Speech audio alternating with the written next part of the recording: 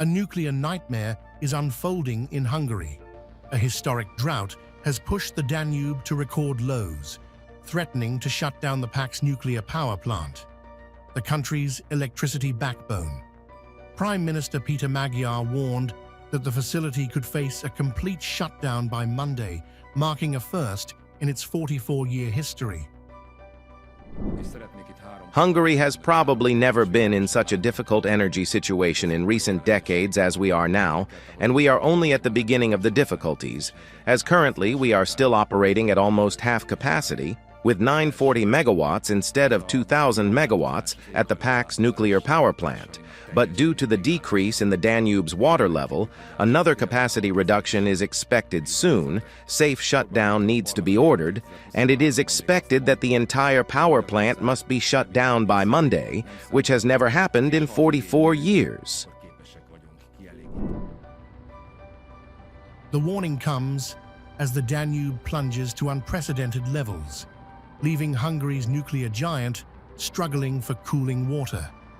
Paks is already operating at less than half capacity, and a prolonged shutdown could remove nearly half of Hungary's electricity supply from the grid, raising fears of a major energy shock during a brutal summer heatwave.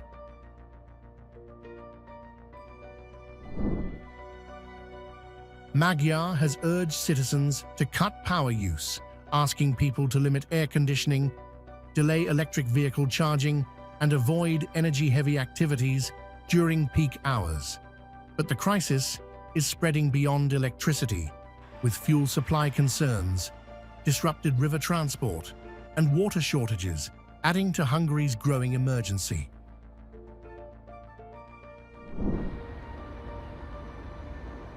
The unfolding crisis has ignited a political war.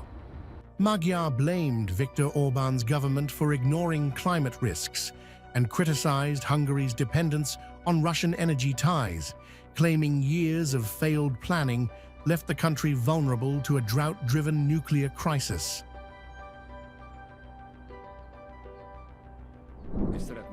I would like to make 3 points here. First, the complete neglect, disregard, and dismissive treatment of the effects of climate change, which led us here. Viktor Orbán said in Parliament in 2023 that Hungary suffers from no water shortage whatsoever, and if demand increases, then we are capable of meeting the increased demand for water.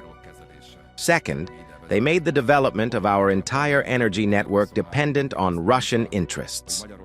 We know this well in connection with Paks 2, but despite the fact that preparation for low water levels and the development of pumps here at Paks 1 do not require Russian expertise, for some reason they still entrusted the development to a joint MVM Rosatom company, while Rosatom is in fact, of course, the contractor for Paks 2.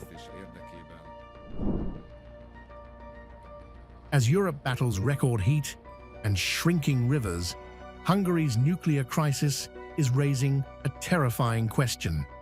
Can extreme weather bring even the continent's most powerful energy systems to their knees?